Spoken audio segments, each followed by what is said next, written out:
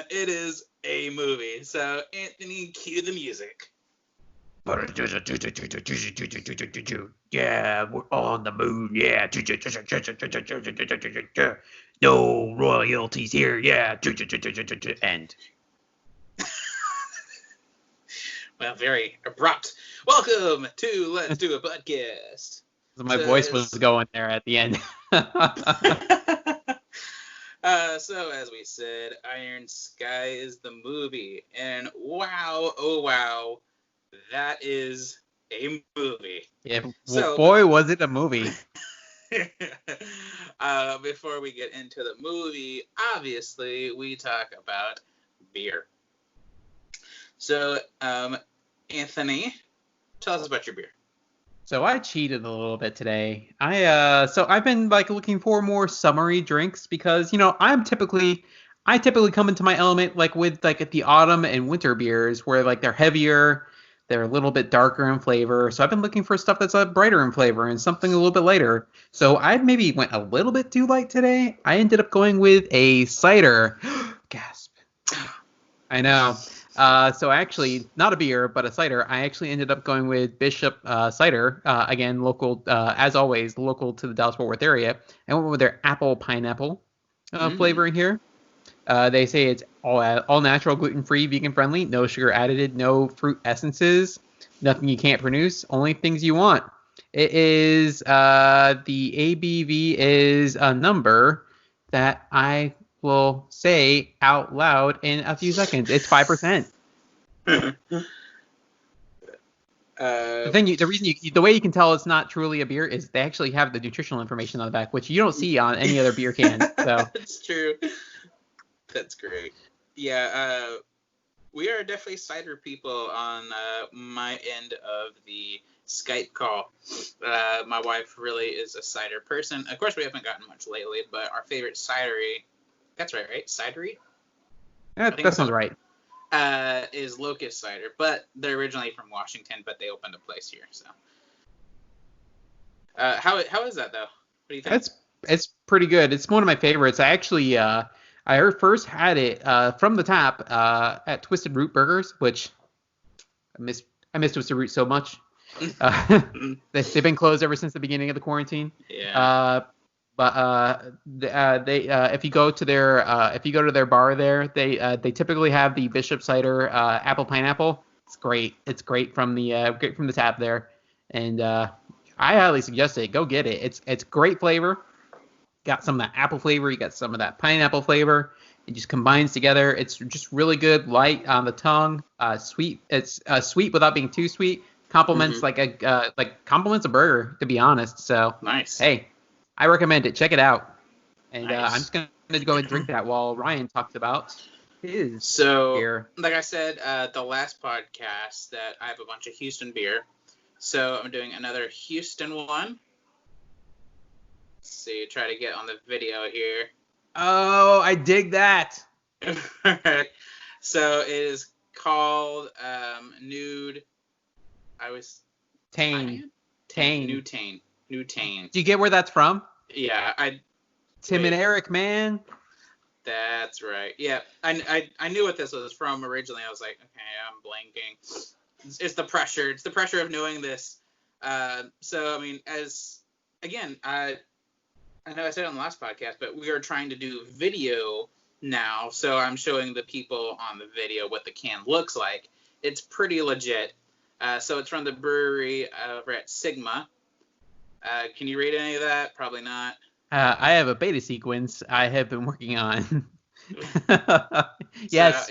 So I was great can.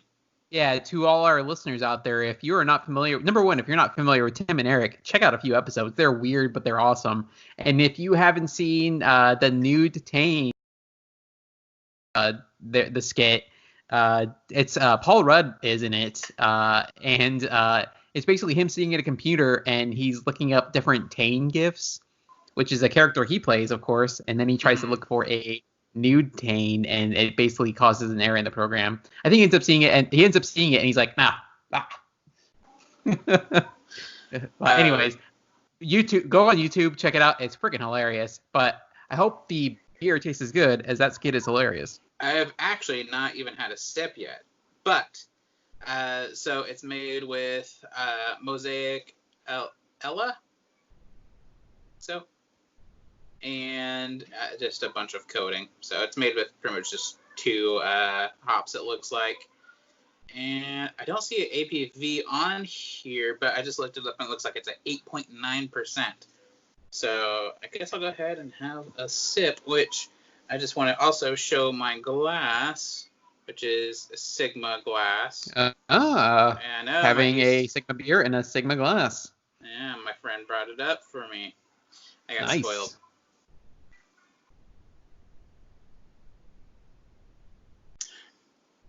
Oh my gosh. That's very interesting. Yeah. Makes great audio, I know, but man, that is some really good flavors in here. Holy crap. Nice. Oh my gosh, I wish I had more of this. It's almost as good as a nude Tane. Oh man. So if you're in the Houston area, I don't know if you can still get this. I have no idea. Probably not. But if you can find it, oh my god, go get it. It is amazing. I wish I would have gotten a couple of these so I could share it with you. But yeah, just for the Tim and Eric reference alone, go try it. Yeah. Right. It's almost like tempting just to keep the can. Like it's really cool. I know, right? There's too many of those kind of cans where it's just like I love the can, but I'm like, what am I gonna do with the can? So, yeah, exactly. Recycle it. That's what I'm gonna do. But again, just a shout out really to Houston. I mean, so Sigma, we have Urban South, Baba, Great Heights. I mean, there's so many amazing breweries down in Houston. So if you're happen to live in Houston and you don't know about them, look them up because there's some awesome stuff happening down there. Yeah. I mean, there's awesome stuff. It's not just Karbach. Yes, very, very true. Which Karbach is good. But definitely explore the great beer that you have down there because you have plenty. Anything else about beer? It's good. I like it. It's good. I agree with that. So let us move on to Iron Sky. Iron Sky. Holy shit. So this is actually the second movie out of the series, which, is there only 2 or is there 3? I don't even know. There's only 2. I was double checking to see if there were 3. There is in fact only 2, and I think there might only ever be 2. Yeah. Despite what they say in the beginning of the movie, that it's the Iron Sky universe, and I'm putting that in quotes in case you can't see me. Which it's kind of like the Universal Dark Universe where they did the Dark Universe thing, and there was only like 1 or 2 movies of that. So yeah, and that's why I asked because I was like, okay, they make it sound like there's gonna be a bunch of these, so I wasn't 100% sure. Yeah, anytime you call your movies a quote unquote universe on the second movie, guess what? That's probably gonna be the last movie in that series. So for real. Yeah. So this is a 2019 movie. So, I mean, they might possibly record another one, considering that there's not really been any time in 2020 that they probably could get together and do this. But, yeah, so it's a 2019 movie. It is... So the reason we chose this versus the first one, which we said at the end of the last podcast, this was free. Yeah. That's ultimately what drove that decision was, okay, we're not going to pay for it. The other reason is the other 2 reasons were the trailer is ridiculous, but pretty much the same reason we pick a lot of other movies is the trailer is always ridiculous. And my other reason was that there are probably a lot fewer Nazis, which are less problematic to talk about in this one than there are in the first one. The first one has lots of Nazis. This one has many fewer Nazis. Definitely, there's definitely some. So, yeah. There's only 2 Nazis in this one. So before we get too far into this movie, considering that we haven't really gotten far at all, the budget for this, do you want to guess the budget? Was it 17 million euros? Euros. It was 21 million. Oh, And what was the box office on it? 400,000. I think that's why there's only gonna be 2 and not 3. Yes, that was not a good investment on them. So Yeah, that was not quite the return. However, they were funded via Indiegogo and not yes, from a production company. So they were playing with other people's monopoly money there, not yeah, their own. and I think people were disappointed based off of reviews that I see. Yeah. So Anthony, go ahead, do what you do best and run this shit down. All right. So, decades after Well, I a drink. nuclear war, survivors on the moon revisit Earth to locate a potential power source and find shape-shifting reptiles instead. Yeah. So, yes. Yeah, So, you heard that right. yeah, another thing is that this is also there's a few jokes in here, and one of the things you need to understand for these jokes to kind of land a little bit better is this is a Finnish German production, and so during the course of the movie there's like a Nokia joke, and in order to Yeah. understand why they're joking about Nokia is a Finnish company, and that's why they're like, oh, Nokia is better than Apple, kind of thing. So that was There's something to think about as well. There is There's a lot of a lot of Apple bashing stuff. It was actually really Yeah. really funny. I liked that a lot. So I didn't take a ton of notes on this because I was just kind of enjoying the ride. Good. But Those are always the fun ones. So my first note was like Iron Sky Universe. What the hell, guys? It never ends well for somebody who calls their stuff a universe. So things that we need to know though is that in the year 2018, Nazis from the moon attacked the Earth. Yeah. And I guess the ending of the last movie is that they ended up launching nuclear weapons at Earth and blowing a lot of stuff up. That was my guess. So that must have been a bad ending on that movie. And also, apparently, Sarah Palin was the president of the United States during the course of this movie, which explains a lot why things went just totally shit at the end of that movie. So, and also, there was another in this early sequence. It's like it almost plays like a James Bond sequence with the music playing in the background. But there's also, so you have your Sarah Palin-esque character. They never call her Sarah Palin outright, but she looks pretty much like her. And then you have like a Vladimir Putin-looking dude. And he's not, but he doesn't look like a Vladimir Putin. And he's like doing like one of those Russian Kazakh step dances kind of thing where he's jumping around. So that was also interesting. But you never see that guy ever again. So. Nope.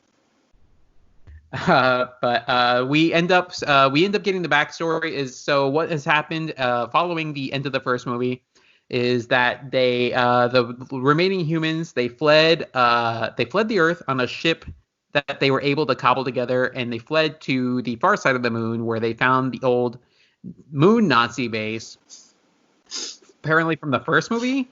And which it was shaped as a swastika, which it's shaped as a very large swastika, which is pretty on the nose. I laughed so hard. It's not totally like a swastika, however, because half of it, like a good chunk of it, is destroyed. So, but they go and that's where they live because the Earth is a radiated hellscape, and so they go to the moon to live there. However, it has now been 25 to 30 years after they've left. I think at the year, what did they say the year was? Like 2049 or something like that. Yeah. 2047. And they're on there. We meet our main character. Her name is Obi. She is the daughter of one of the heroes from the first movie, I believe. Renate. I really wanted to be like, Obi, you're our only hope. Like. Yeah.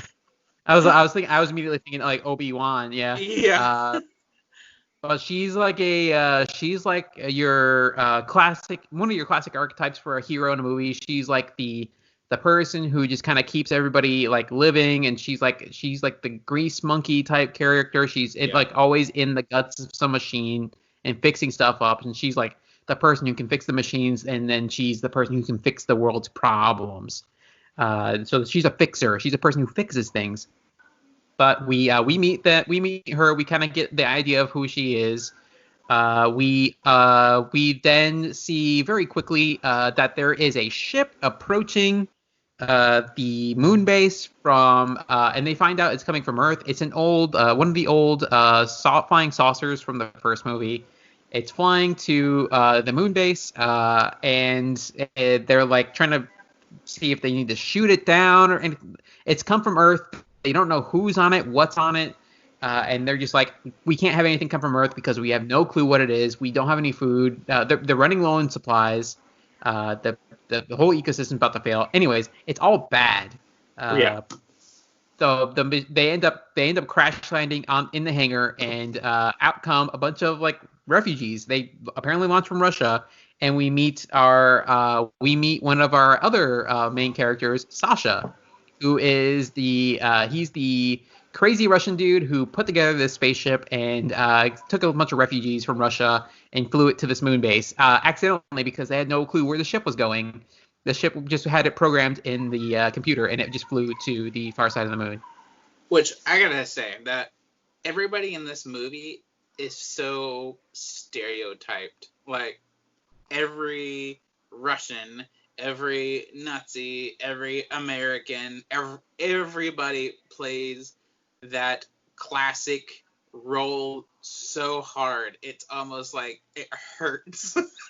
So I have, and I'm gonna build on this a little bit later, but I have my thought on this movie is that if they were to take this and make it into like a cartoon and maybe like tune it a little bit for a cartoon, it would make like a great like Disney cartoon if they just like played with the characters a little bit.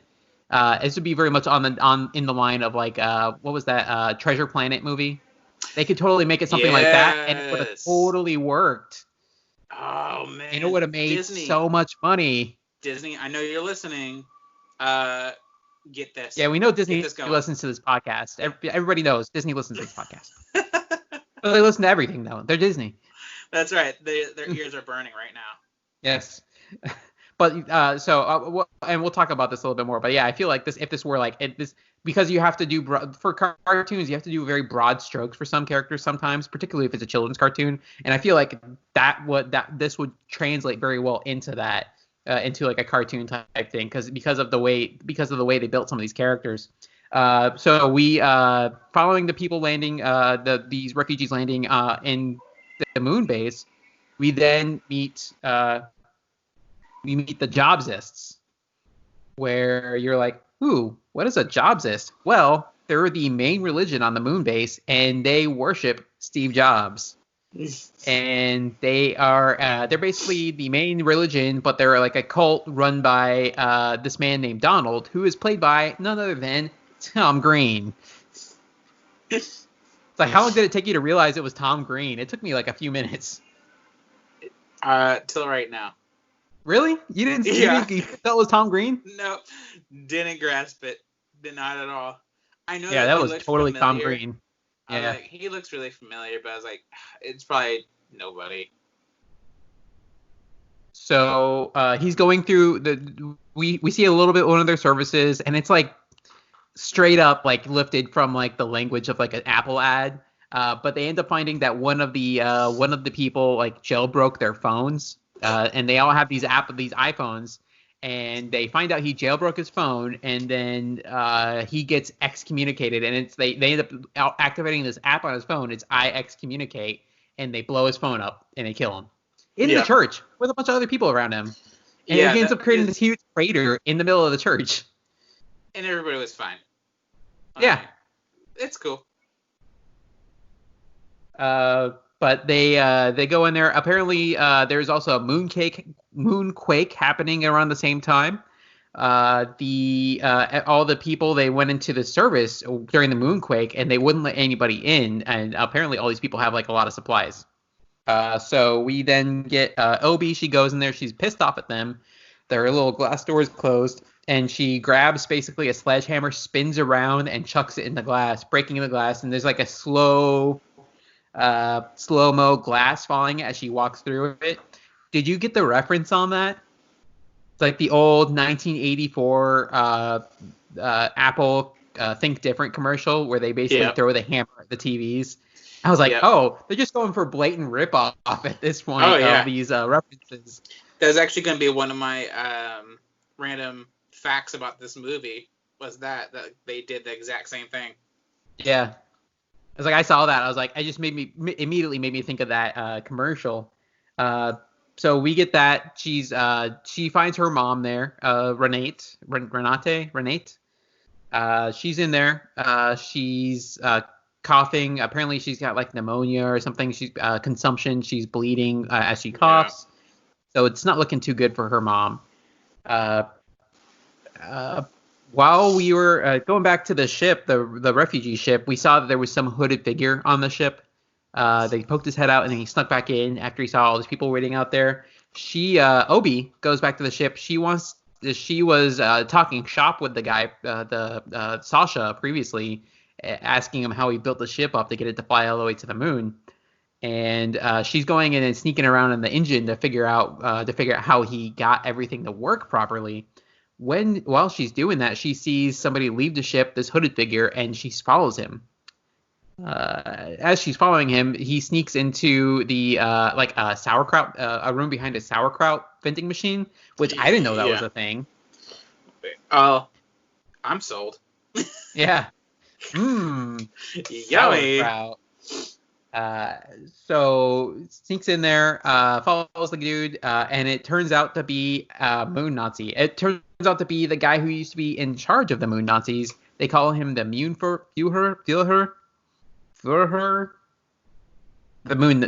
The basically the guy in charge of the moon base. The moon base commander is what I'm gonna call this dude. Yeah. So he's apparently he was the main bad guy from the first movie. But now he's not as much of a bad guy, but he's still kind of a bad guy. I think it would have helped if we saw the first movie, probably. Yeah, maybe. Maybe we can get a better idea of what this guy is from if we watch the first movie. But we learned during the course of this conversation there is a material called Vril Ya, Vril, Ya, Oh, yeah. that is made of pure energy. Is made by the Vril, who are these shape-shifting lizard people. And we see a little sequence of how the Vril came to Earth. They are actually this guy, the moon-based commander, is actually the person who like created humans. Basically, just on a lark, he was just trying to like push like evolution a little more along. Then when the 65 million years ago, when the meteor hit Earth, they took their spaceship that had crash landed on Earth, and they took it and put it underground to be safe. And where did they take it? Nowhere other than inside the hollow Earth, because now all the conspiracy theories are true. The Earth is hollow. There is a holy grail. The world is run by lizard people. It's all craziness is all true now. That's in the course one of this movie. I love. That's when the movie gets great. Yeah. Whenever they're there, you're like, oh my god, this hits like every conspiracy theory. It's just like, I'm sold. I believe this. Yeah. Well, it's like the first movie. The first movie like covers like, oh yeah, there's Nazis that live on the moon and they've been hiding out until the year 2018. So, but she the reason she believes this the moon base commander, I think his name is Wolfgang, is she takes a piece of the Vrilia. It looks like a Toblerone. And she takes it and gives it to her mom, and basically it like makes her glow a little bit, and then she ends up looking like 30, 40 years younger than she is, because she goes from this older looking woman into like looking younger than or about the same age as Obi. Mm-hmm. Which I guess that was relief for the actress because she didn't have to wear all that heavy makeup anymore, looking like that's really all they do an older person. They're like, all right, now take off your makeup. Oh, cool. Look.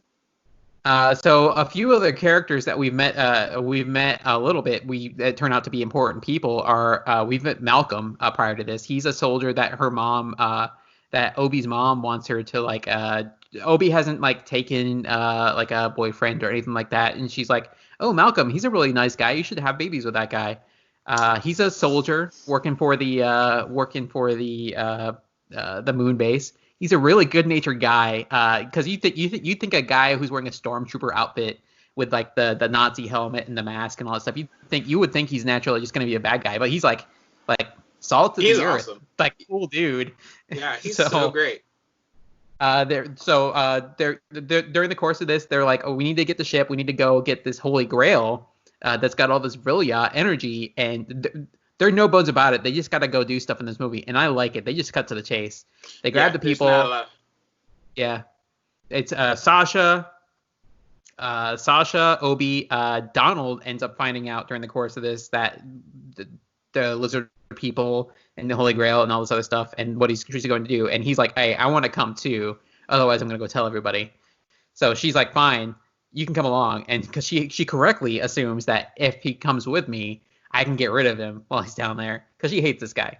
Yeah. So Donald and a couple of his disciples go with him. And then as they're trying to leave, they come across Malcolm, and Sasha is trying to prove that he's like this really big, tough guy. He fights bears and lions and tigers and whatever, and which is a whole fun shtick for him. And he goes up to behind this soldier that's guarding the ship, and he punches him. And he looks like he breaks his fist or something. And one of my favorite things is like he takes it turns out to be Malcolm. He takes the helmet off. He turns around. And he's like, dude, this is like a punch-resistant outfit. Why did you think that would work? But he's like, again, so good-natured about it. He's like, why'd you do that? Yeah, like, that was not going to work out for you. Yeah, and he's like, oh, sorry, I didn't realize it was you, is what he said. And he goes, oh, it's okay. Yeah. Like, so what are you doing? And they're like, oh, we're going to take this ship and go down and do all this stuff. And like, you want to come? He's like, sure. And he takes off his outfit. And they're like, well, you should probably keep the outfit on. Yeah. He's like, what do you say? Something like, it's too hot or something like that? Like, no, he's like, oh, they charge me like a fine if I use this while I'm like off duty. Right. So he just takes it off and like puts it off on the side. That's right. So he's like, because he just like takes it off. He just like starts stripping down. And he puts on a red T-shirt. He's like, nah, I don't need it anyways. Which he does. Proof. No, he does not. There's very few things that will take him down, and it's not physical danger. So it's not dinosaurs. It's not people trying to eat him. No, he's a very strong. He's a strong man. A very strong man. So they get down there. So they hop on the ship. They're flying down to Antarctica to go through a hole in Antarctica into the center of the Earth, where it's all hollow. Again, it's conspiracies. It's like aliens.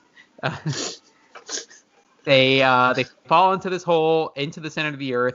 One of the things that was really interesting, though, that was interesting to me as an aviation nerd, was that she, as they're going into land, she pulls this lever and she thinks it's something to correct the yaw of the ship.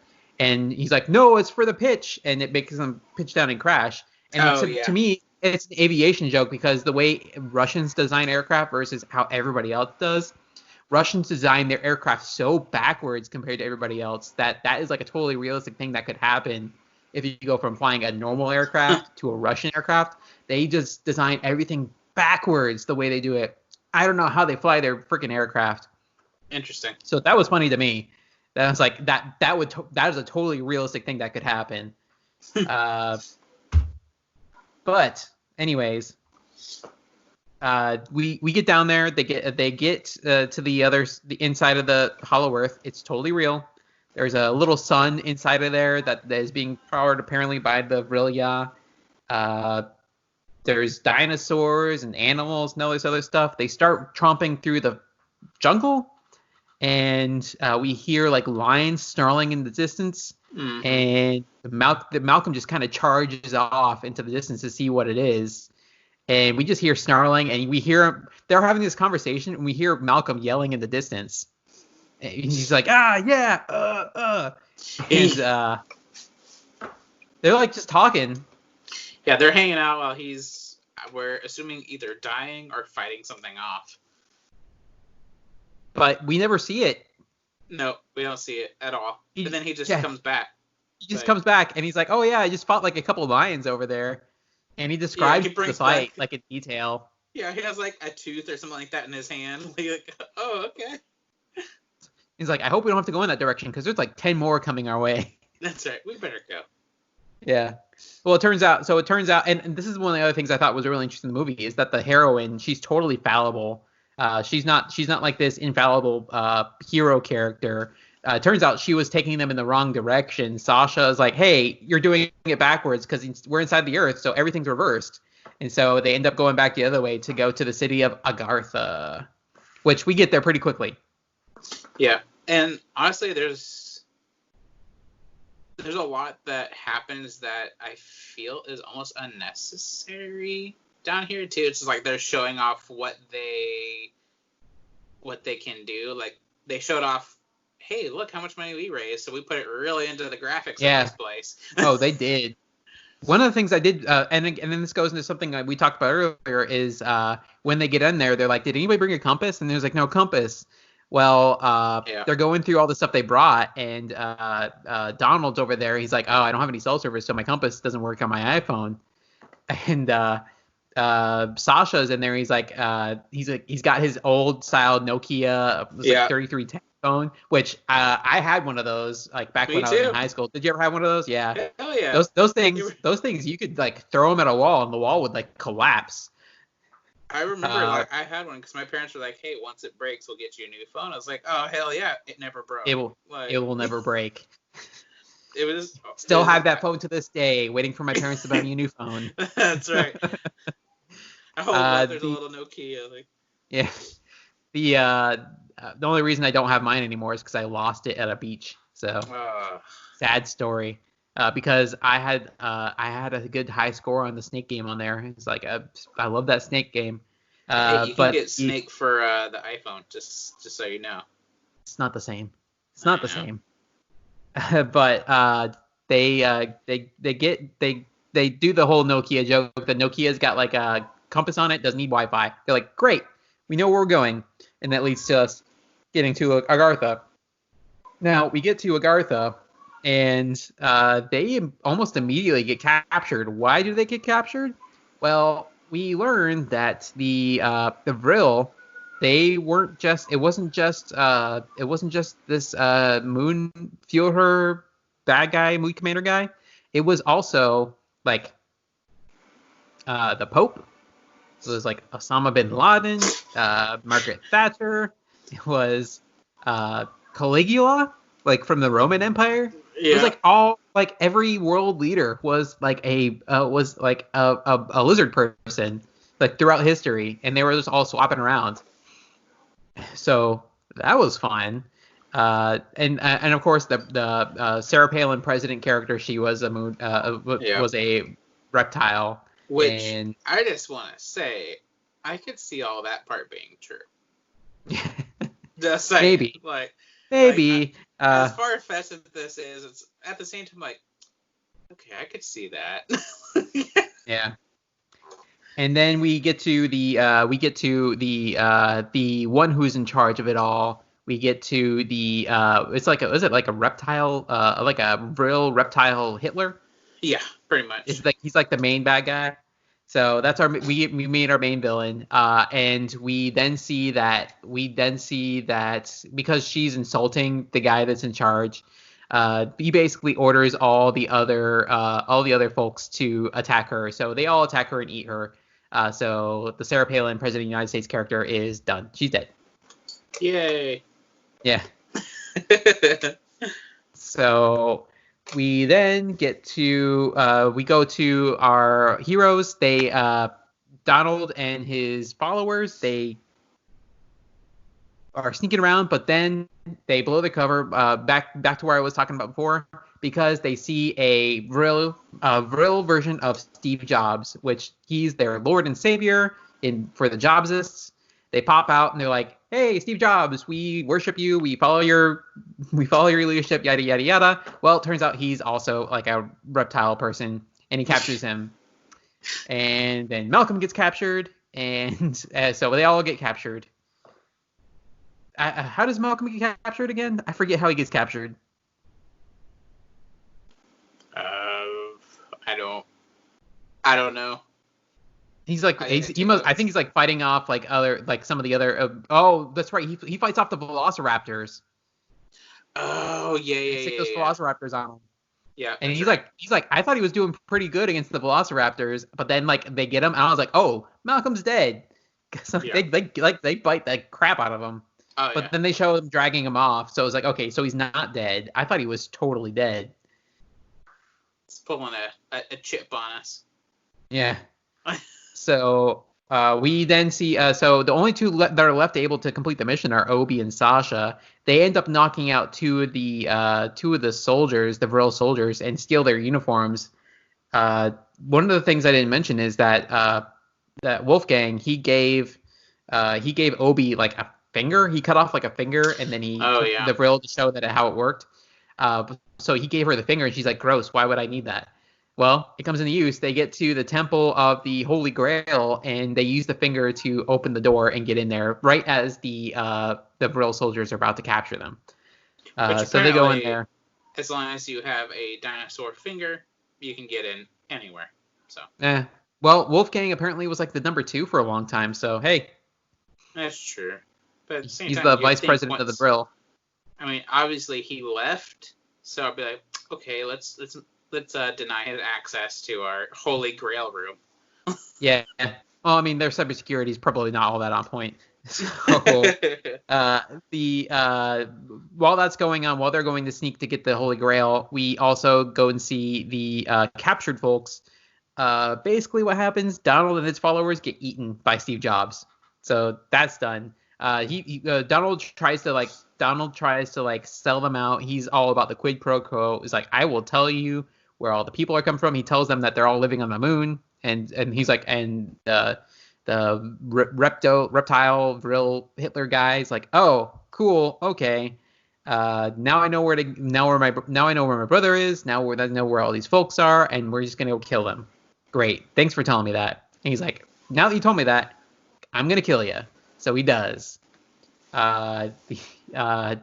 Fortunately, Malcolm has a lockpick on him. He was able to pick the shackles, and he has some funny repartee with Steve Jobs, and then he beats the crap out of him, and I believe he kills Steve Jobs again. We see him. Fortunately, later he survives.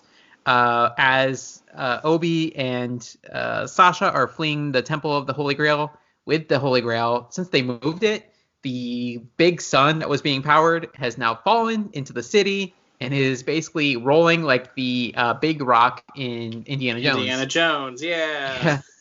So they're running away. They're running away from it on these dinosaur chariots being pulled by Triceratops. Again, this is like over the top ridiculousness. So they're in chariots.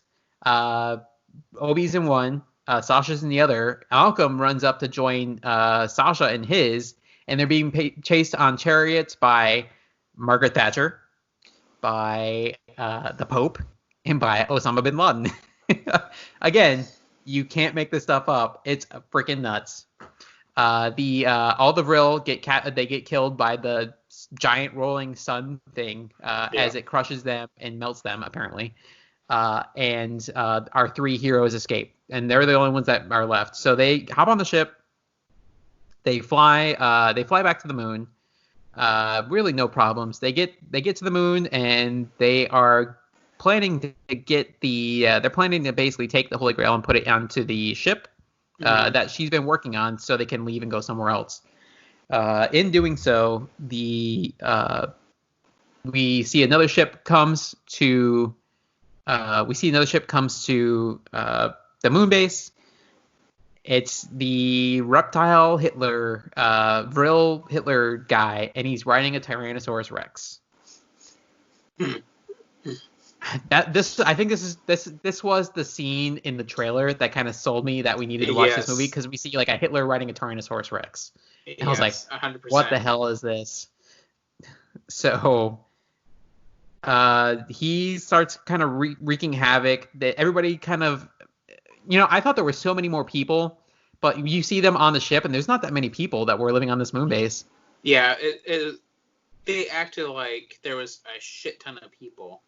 Yeah, but it was like maybe 50. Yeah, whenever you're like, okay, we're seeing just the same people on repeat here. Like, all right. Yeah. It's like the gladiators or the centurions in Space Captain of Space. Exactly. So it was very much not as on the nose, but it was pretty on the nose. All the people start fleeing out there. Sasha runs and he takes the Holy Grail with all the energy in it, and he basically duct tapes it into a side panel. It's like it was like the worst duct tape job ever. He just like barely like attaches it there, and he takes 2 wires and just puts it into the cup. But it powers the ship, so that's great. As he's doing that, Obi and her mom Renate, they are trying to figure out what to do about the Tyrannosaurus Rex tromping through the whole area, and Renate's like, I got this. She takes before the cup goes to get attached into the spaceship, she takes a gulp from the cup. She gets all this energy in her, and then she does a flying kick into the nose of the Tyrannosaurus Rex and kills the Tyrannosaurus Rex. Okay, that was ridiculous. And the real Lizard Hitler, he's like stepping up to like go fight, but then a large piece of machinery falls and crushes him. Yeah. So he was around for like that long. Thank you, and goodbye. Yes. And then we have, and not to leave the movie without a villain, Wolfgang comes back, and now he's the main villain. I don't know why he took such a heel turn, because he seemed like he was helping, and now he's like, we're not on the same side anymore. Yeah, it didn't make any sense at all. Yeah. Zero explanation of what was going on. So they leave him in the dust, and they hop on the ship, and the ship goes. I think the mom dies, right? Yes. Yeah, I forget how she dies, but she dies. This all happens very quickly. They escape, and as they're escaping from the moon base, the royal ship starts chasing after them, and it's Wolfgang. Wolfgang is chasing after them in his ship. Well, he's got an iPhone. The reason they figure out he's got an iPhone is they're like, how is he communicating with our ship? He's like, I've got an iPhone, you've got an iPhone, I can communicate with you guys and you can't stop me. So they hack into his iPhone using the Nokia phone somehow. Yeah. Yeah, and activate his iXcommunicate app, and they blow him up. Makes sense. With the iPhone. So we then get to our. So everybody's happy. They are now on their way to Mars, to find a new place to live. As they're on their way, they begin to think about their losses. As they're talking, we find out that Sasha was it Malcolm? Because throughout the whole movie, there's been this whole thing between Malcolm and Sasha of who's Obi gonna fall for. Right. When Obi's like, I don't give a darn. I'm just about the mission. Yeah. Well, it turns out it was a one-sided competition because Malcolm's like, dude, Obi likes you. It's like, and I'm not about the ladies. I'm about the dudes.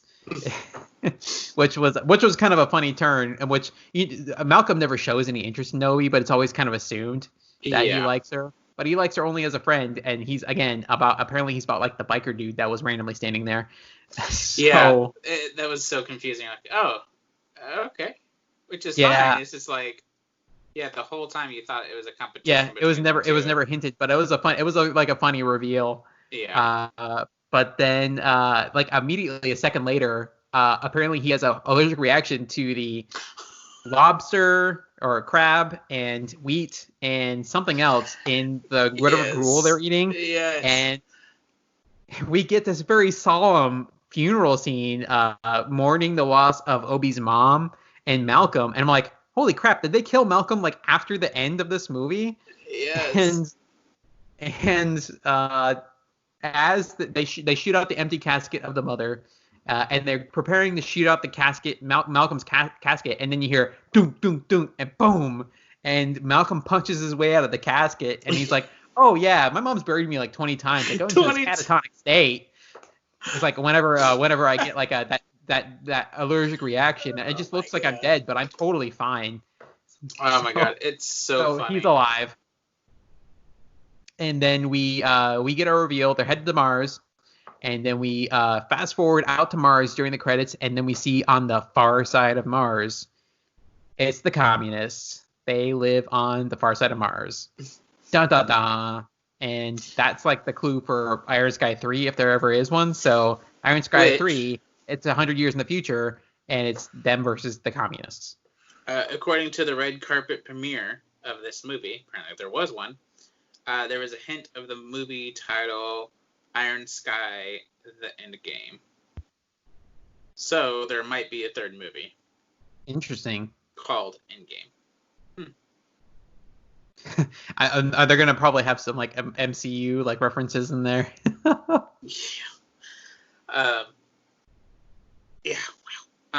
yeah, that's that movie. That's the long and short of that movie. So some random facts. The movie took almost 5 years to make. Oh wow. Yeah, they really took their time with this movie. Yeah. The film takes place in 2038, apparently. And really, wherever you go on IMDb, look up the rating, it gets a 5 out of 10. So it's like right in the middle. I didn't really look up any reviews before watching this one, unlike the last one, and well, I usually do. So I'm interested, yeah, there's that. But really, whenever you scroll around, I mean, there's 10 out of 10s, there's 2 out of 10s, there's 1 out of 10s. It's just like, it's all over the place. So it kind of depends what mood you're in my opinion. So what go ahead. I do have one thing. Yes. All right, so I don't think this third movie is going to happen. I just read Blind Spot Pictures, the main production company for Iron Sky, has been declared bankrupt since the 17th of September, 2019. They're probably done. Yeah, so I don't think it's happening. That's okay. So what I liked was it was entertaining all around, in my opinion. I was not bored. Even the parts where it was just the storyline, it at least still was so just stupid and did not really make any sense. It captured me. There was so much about it that I really did enjoy. Just the storyline was hilarious, especially whenever they land on Earth. And I mean, it hit, like we said, everything. It had the lizard people, the Holy Grail, like just there's dinosaurs, there's all this stuff. I think they did a great job with this movie. What about you, Anthony? You know, it's very similar. They didn't really give, in a good way, they didn't really give you time to breathe or catch your breath in this movie. There was like really no pause. The action just kept going and going and going and going. There was always something happening. The screen was always busy. You were always doing stuff. And so you had no time to be bored because the movie just kind of kept coming at you. Exactly. You don't really realize what you watched until the end of the movie, until you get to the end. By that point, it's done. Yeah. You have no time to like really think about it because it just keeps happening. There's a lot of movies that are like that I don't like. This one actually worked pretty decently for me though. It just keeps coming at you. But this they do it the way they do it is very interesting. It's just crazy enough to work, I guess, is what I'm thinking. And again, I have no comparison. I can't compare this to the first one because I've not seen it. And maybe I need to sit down and watch the first one so I can compare it. And I expect it to be very schlocky and very kind of parody-ish compared to like this one. But it was like very off the wall, but it was also like high quality special effects. It was done very well, very high quality. And again, I think this is something that could go very well as like a cartoon. If they were to make this like an animated feature, it would like be like awesome. Yeah, no, I agree. Yeah, if they would have gone slower and really had left time for us to kind of think about the movie, we would have been done with it. Yeah. So MVP.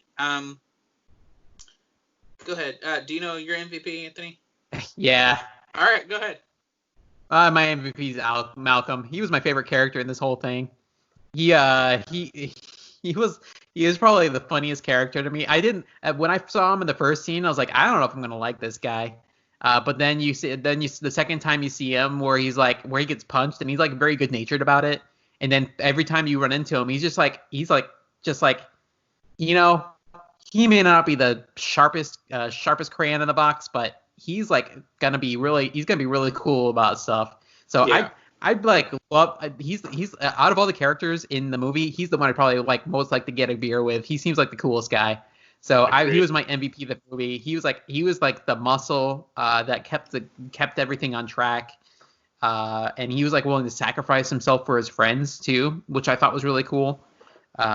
So yeah, that was he was my MVP for the movie. He kept everything going. He kept everything on track. He helped everybody out, even if it was the jobs who were big jerks. That was what it was all about. He was to me, he was MVP material all the way. So for mine, it's strictly because of the reliability. Nokia phone. Yeah. Coming in strong with the hacking skills. The MVP there. And the compass. I mean, that shit, not only did it last through all the years, but it also still worked. It survived the nuclear war. Yeah. He still plays Snake on that damn phone. I mean, yeah. So shout out to Nokia phone. Did you see in the final scenes that that Malcolm beat his high score on Snake? Oh, I didn't see that. Yeah, there's a whole thing. You can hear it in the background. Malcolm's playing with the Nokia phone. He's like, "Hey, I set a new high score." Oh, that's awesome. See, because Sasha was like, "Oh, very high score. Nobody can beat it." Yeah, I feel like it's just a given now. Most of my VIP stuff is going to be the most off the wall thing, but yeah. I mean, come on, that Nokia, that wins. So, yeah. The dislikes. All right, you go first. Whew.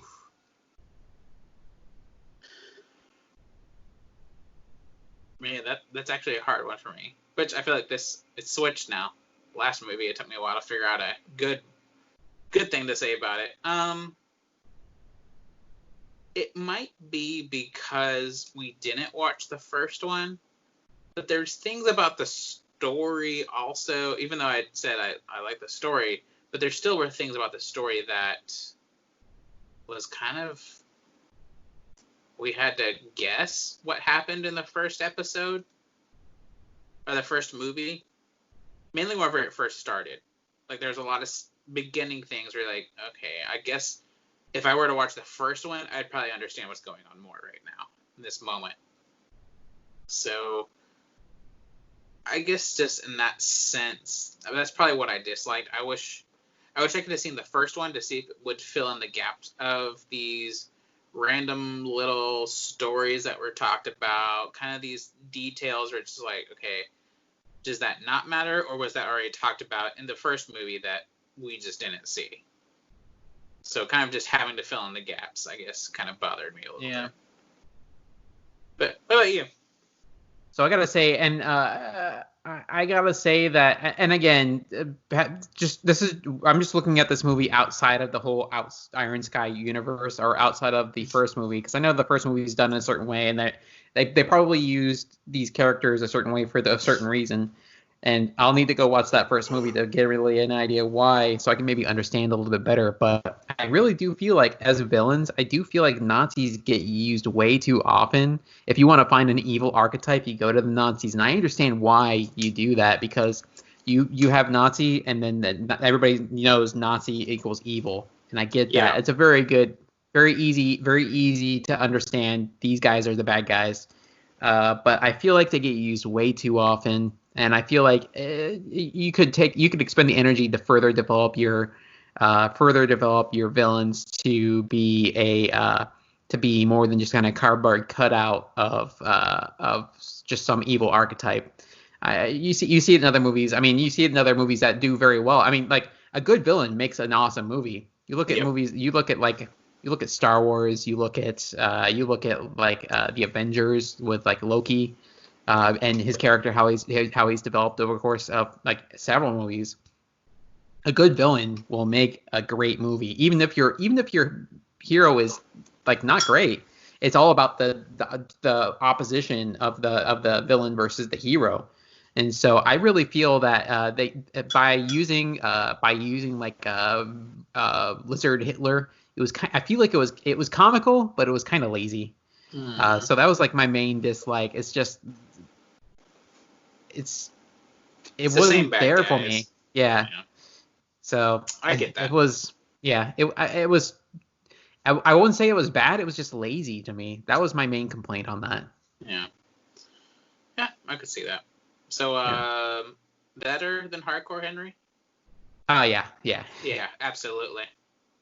I would watch this movie again. And again, this is, as I probably say on a lot of these, watch this movie with friends. It's ridiculous, but it's entertaining. Yeah. I'm really thinking maybe for our next podcast episode, maybe we'll try to we'll do like a watch it at the same time while talk about it kind of thing. We'll see. Yeah. It if it sucks and does bad, there we go. But it might make the movie itself kind of more enjoyable to be able to like, all right, well, let's pause and talk about what's happening. It might be a long episode too, but hey, we'll see what happens with that. Maybe. So okay, well then I'm guessing it's probably a Cheers for you. Or is it a party foul? So for me, this one is a Cheers. I would watch this again. I am intrigued enough that I would I've had the original Iron Sky on my list ever since I saw the first trailer for it many years ago. This makes me want to see it probably a little bit more. So I'll probably go seek it out. I think it might be on Amazon Prime. I'm not sure. I have to go check that out. I completely agree, and I think the same thing. I thought, okay, I kind of want to go watch the first one now. But yeah, I agree. It's a Cheers. I mean, even watching by myself, it was enjoyable. I can't imagine how much better it would be watching with a friend. So there you go. We recommend you watch it. I mean, go in with a open mind, willing to just laugh at the craziness. I think you'll enjoy it. So totally agree. Things we are enjoying or recommending this week. Anthony, you get to go since I went first last time. Okay. Things I'm enjoying this week. I've been so with the release of new games coming soon. We even like in these days, hey, apparently you can work from home programming video games and it's not a problem. But Assassin's Creed's coming out with a new game apparently in the next year or so, and with that they did a really big sale on their Assassin's Creed games a few weeks ago. Ooh. So I've been playing a little bit of catch up because I think the last one I had played was Assassin's Creed Unity. So I played through Assassin's Creed Syndicate. It was okay. But then the next one in the series, because I'm just kind of playing through them in their release order, I started playing through Assassin's Creed Origins. Dude, that game is different, but it is freaking awesome once you get used to it. It is not like any other previous Assassin's Creed game. I'm like barely like maybe 30-40% through it, and I'm still like, I'm having a ball. It's freaking awesome. I love it. You're just like just kind of running through like not even ancient Egypt. It's like Egypt during like the rise of Caesar. It's freaking awesome. You're like working with like Caesar and Cleopatra and Mark Antony and all this other stuff going on. Like not the Latin singer, but the Latin speaker. Yeah. I think the last Assassin's Creed I played was Black Flag. Okay, yeah. So you would have some, you have because like it goes from Black Flag, it goes Black Flag was Assassin's Creed 3, then Black Flag, then Unity, then Syndicate, then Origins, and then I think Odyssey, Assassin's Creed Odyssey was the last one, and then the new one coming out is Assassin's Creed Valhalla. But that's the newest one they're releasing, I guess, in the next year or so. But Assassin's Creed Origins, it's about like the first, quote unquote, first assassin, or the beginning of the Assassins Guild, as they begin to fight the Templars, which they're not known as the Templars back then. But it's a really interesting game. It kind of sheds things in a new light a little bit. You learn a little bit more about the aliens that were like back in the time before. Right. it's just I'm having a ball playing it. It's really cool. So that's my I'll thing. have to look it up. Yeah. I've been playing more video games, mainly because I've kind of run out of things to watch. Yeah. So mine is more not necessarily a certain thing. So it's just because this has been very heavy on me. I want to take this time to encourage the people listening to educate yourself in what's happening in the world right now, or mainly in the U.S., because there's a lot of crazy shit happening right now. So I thought about whether or not to say this, but I feel like if you know me and Anthony, you follow us, you see our even on our Let's Do a Podcast Instagram, we obviously very much support the Black Lives Matter and all that kind of stuff. So I want to encourage you to educate yourself in what's really happening instead of hearing words and either getting offended or assuming things. Take time to educate yourself of what's really the meaning behind everything being said and what's happening and why what's happening is happening, like our history. Just for an instance, like me and my wife are going through the book White Fragility. Very educational. It's more of a history of, well, our history due to like race and white privilege and all that kind of stuff, and learning. Ooh, sorry, I don't know what happened. My screen went out for a second. It's very much just educating yourself in what's happening. I'm not, in my opinion, it's not political. I don't think it should be. It's about lives. Like, well, it's all about it's all about getting a sense of perspective, really, to understand, because you can understand, you can easily understand your own viewpoint, but to get a better understanding of the world and how to better live in that world and really have a better outcome for that world, you need to understand other people's points of view as well. Exactly. And so you can be a better person for your neighbors and for those people that we need to connect with to just live a better life, really. I used to be the type of person that would say the all lives matter and I don't see color, all that kind of stuff, until I realized, honestly, the truth of what's happening and why that's actually more harmful than it is helpful. And so it really, again, I won't go too far into it just because this isn't the platform to do it. But feel free to find me on Instagram, Facebook, and I'm willing to talk and help push or even communicate in a direction to educate yourself. Because I feel like that's the biggest part as a white person to do right now is educate myself and figure out what can I do to help get equality for people that I consider brothers and sisters. So yeah, as two white cisgendered men, we do very much need to realize the privilege we have in this world, because yes, I told my wife, because through it they talk about, not just white people but especially white males, just the history of us. I was like, fuck, man, what the hell did we do in our past? Come on. Oh yeah. So I mean, and it's not to make you feel bad, but it's just to learn the history of, like, this is the history of a white male, and this is why it's important for us to accept even our wives are just women as equals, and why it's important to add, like, and treat just people as equals, not that we're above them. Anyways, blah blah blah. I know I could go on and on for hours. I really could. So really, again, just educate yourself, and if you want to talk about it, feel free to hit me up. I'll gladly chat about it and listen to other points and opinions. I'm very slow to anger. I get other people's thoughts, and I'm always willing to listen. So there's my recommendation. So, our next movie, which I already picked out, Oh, cool. it is going to be Inhuman Sandwich. Inhuman Sandwich. Is it Inhuman Sandwich or Inhuman Witch? It could be either one, honestly. Inhuman Witch. So it's on boy. Amazon Prime. It's another goofy one. I think it's the same people that did Killer Sofa. If Oh, not, really? I think so. If not, it's the same type of humor. So it is on Amazon Prime. No, it's not the same people. My bad.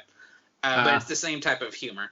So get on to that Amazon Prime if you have it. Watch it along with us. If we don't do a watch along, maybe we can at least. If we don't do a watch along, we'll at least talk about it. So, anyways, guys, feel free to hit us up on Instagram at Let's Instapod. Twitter is Let's Tweet a Pod. Facebook is Let's Do a Podcast.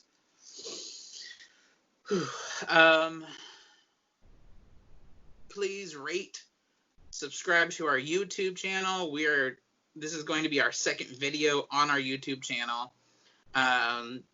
Wherever you listen to these podcasts, please rate us. Like, rate, subscribe, comments, yes. do all those Oh things. My gosh. Do all of the things. Do all the things that you're supposed to do whenever you listen to a podcast, right? Again, feel free to hit us up. If there's any movies that you want us to watch, it has to be free because that's all we do. Yeah, I don't want to pay extra movie to watch these movies on here. Yeah. So I'm already paying for all these subscriptions. That's right. I think we hit all the marks. So, guys, thank you so much for listening. I think hopefully the people that have been listening agree that episodes are getting much better every single time we do them. That's what we're going for, so. Yeah, I hope so. Again, I have a few other guests that I've reached out to be on our show. And blah, blah, blah. So anyways, guys, thank you so much. Anthony, how do we end this?